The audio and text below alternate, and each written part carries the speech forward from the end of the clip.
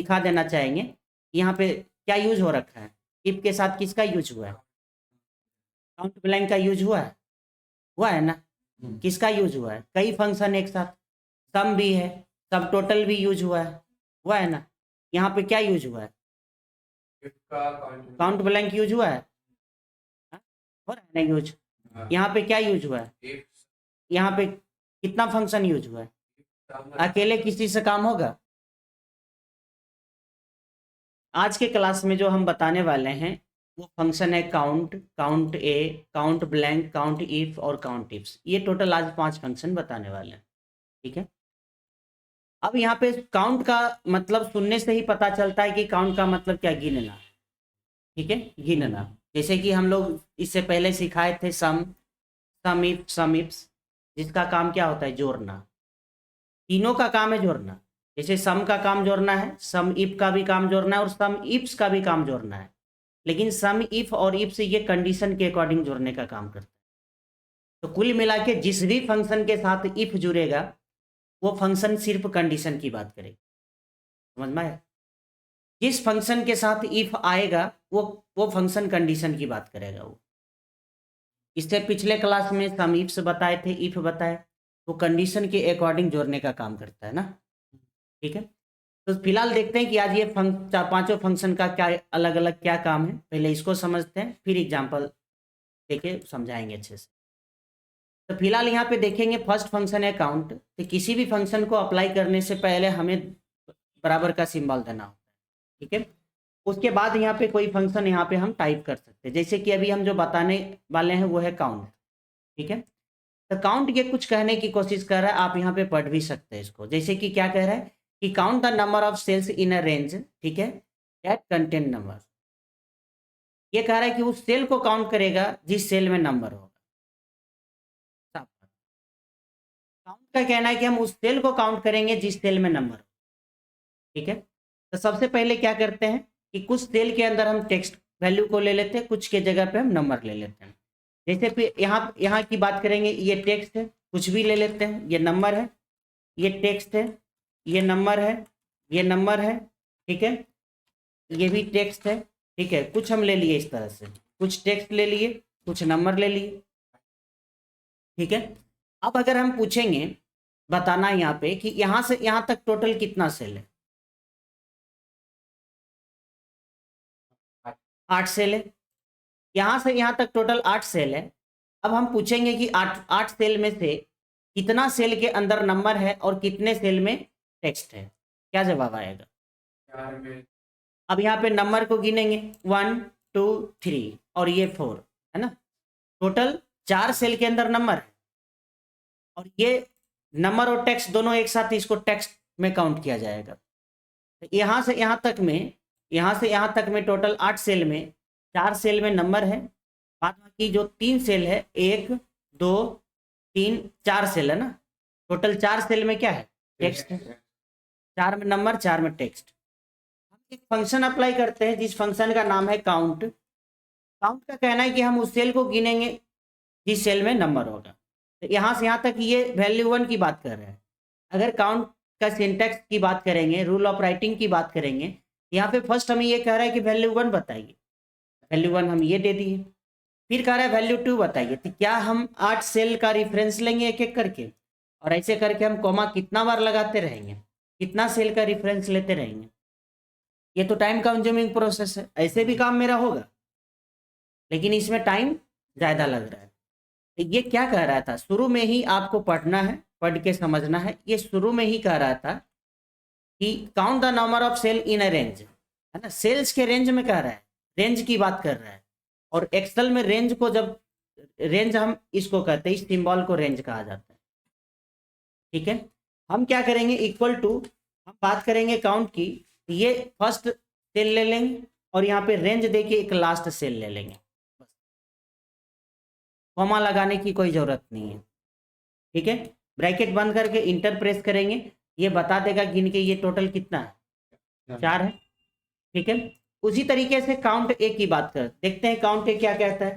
तो काउंट ए का कहना है, कि count the number of cells in a range that are not in cell को हम गिनेंगे जो सेल खाली नहीं है।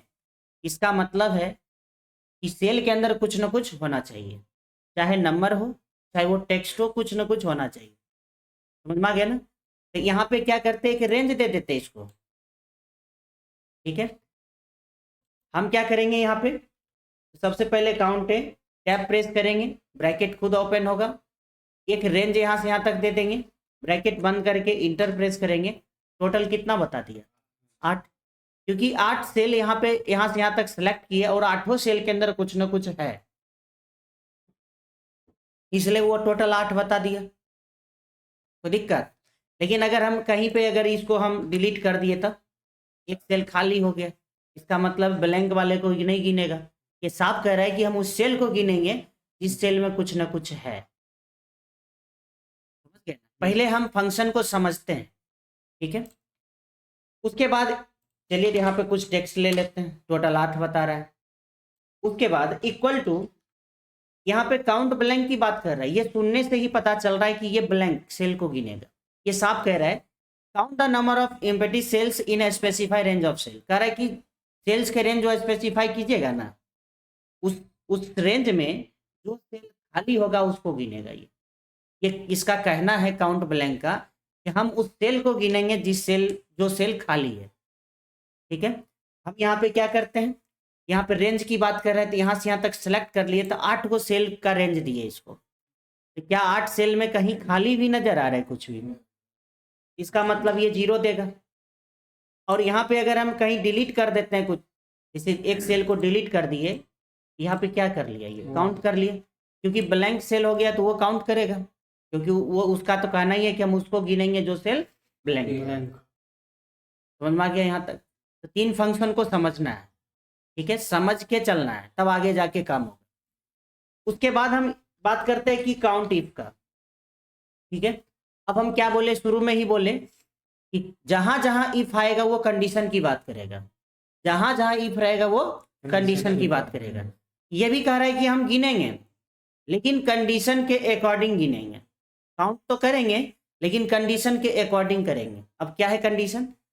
अटेंडेंस जो ऑफिस में बन रहा है, हम लोग क्या करते हैं, प्रेजेंट को पी से डिनोट कर रहे हैं, प्रेजेंट को हम जो डिनोट कर रहे हैं वो पी से कर रहे हैं, अब्सेंट को ए से कर रहे हैं, प्रेजेंट प्रेजेंट अब्सेंट प्रेजेंट, इस तरह से कुछ सेल में ले लिए कुछ टेक्स्ट पी और ए।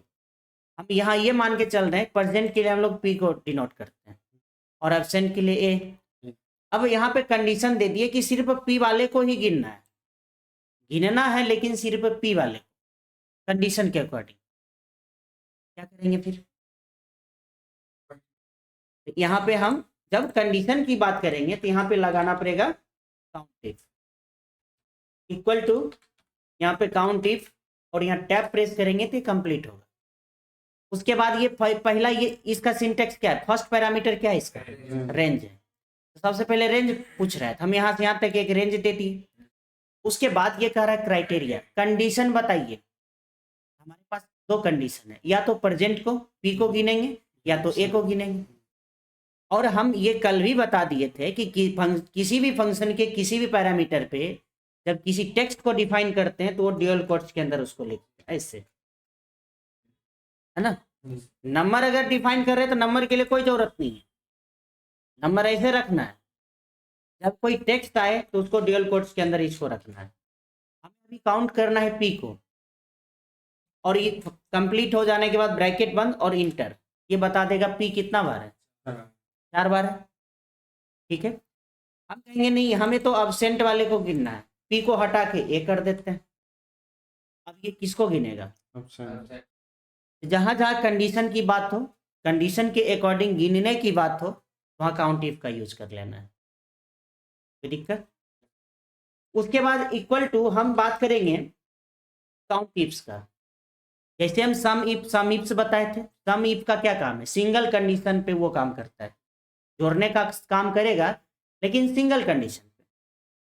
सम इफ्स में बताए थे जोड़ने का वो भी काम करेगा लेकिन सिंगल पे तो कंडीशन पे काम करेगा ही, एक से अधिक कंडीशन पे भी काम करेगा। तो सम इफ्स का यूज कहाँ होता है, एक से अधिक कंडीशन के लिए। समझ गए ना? ये काउंट इफ्स क्या कह रहा है कि हम उस सेल को गिनेंगे जहां कंडीशन मैच हो, एक से अधिक कंडीशन की बात कर रहे हैं। तो यहाँ पे जैसे काउंट इफ लिए तो ये पहले हमसे पूछ रहा है क्राइटेरिया रेंज 1 बताइए। क्या इफ्स ये सिंगल पे काम नहीं करेगा? सिंगल पे भी करेगा, सिंगल पे तो करेगा ही, एक से अधिक कंडीशन पे भी काम करेगा। लेकिन क्या काउंट इफ करेगा एक से अधिक कंडीशन पे काम? नहीं करेगा। पहले सिंगल पे देखते हैं, यहाँ से यहाँ तक इसको रेंज सेलेक्ट की, और उसके बाद ये क्राइटेरिया रेंज 1 कह रहा है, तो यहाँ पे प्रेजेंट ले लेते हैं, ब्रैकेट बंद और इंटर कर देते हैं। काउंट इफ्स के थ्रू हम सिंगल कंडीशन लगा के भी हम रिटर्न वैल्यू ले सकते हैं, ठीक है। लेकिन अब ये बताना है कि एक चीज हम बोलेंगे कि कीबोर्ड बेगूसराय में कितने बार आया है, ये बताना है। कीबोर्ड को अगर काउंट करना है, कीबोर्ड को काउंट करना है कि हम ये पूछेंगे कि कीबोर्ड कितना बार यहाँ पे रिपीट हुआ है, कीबोर्ड कितना बार रिपीट हुआ है। अगर हम बात करें कंडीशन की तो यहाँ पे क्या लगाना है, काउंट इफ से भी लगा सकते हैं, काउंट इफ भी लगेगा। सिंगल कंडीशन पे तो दोनों लगेगा, लेकिन जब बात आ जाए एक से अधिक कंडीशन पे, हम बोले कीबोर्ड बेगूसराय में कितना बार आया, एक से अधिक कंडीशन हो गया, तब क्या यूज होगा? इफ्स यूज होगा। अभी हम बोले कि ये कीबोर्ड को काउंट करके बताना है कि कितना बार ये रिपीट हुआ है, तो एक बार, दो बार, 3, 4, 5 बार। इसको कैसे लगाएंगे? इक्वल टू दोनों लगा सकते हैं, सिंगल कंडीशन है तो इफ दोनों लगेगा, है ना। यहाँ पे क्या करेंगे, रेंज लेंगे, कोई दिक्कत। उसके बाद कह रहा है क्राइटेरिया, क्या ले लेंगे? कीबोर्ड ले लेते हैं ना, और यहाँ पे और इंटर प्रेस करेंगे, कितना बार आया? 5 बार आया। लेकिन अब कहे कीबोर्ड बेगूसराय में कितना बार रिपीट हो रहा है, अब तो हमारे पास दो कंडीशन है, जहां दो कंडीशन की बात हो तो सीधा सीधा हम क्या करेंगे, काउंट इफ्स की बात करेंगे। कि सबसे पहला कर रहा है क्राइटेरिया रेंज 1, रेंज 1 की बात कर रहे हैं, तो कंडीशन हमारा फर्स्ट है प्रोडक्ट, उसका रेंज लेंगे। हम यहाँ से यहाँ तक इसका रेंज ले लिए।